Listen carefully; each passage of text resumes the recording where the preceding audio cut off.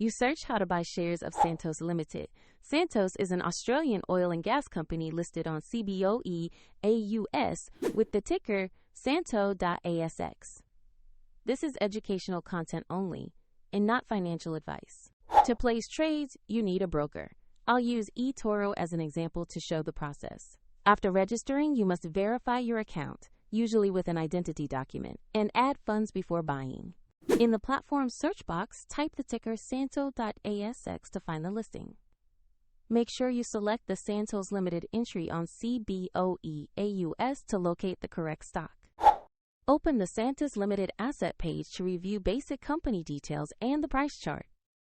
Confirm the listing and ticker Santos.ASX to ensure this is the right security. Tap Invest, enter the amount you want to spend, then review the order details and confirm the trade. If the market is closed, your order may queue until the next session. And if funds are insufficient, the platform will ask you to add money before completing the purchase. Your new position will appear in your portfolio where you can monitor it. For convenience, the eToro link is in the description. And remember, this video is for educational purposes only.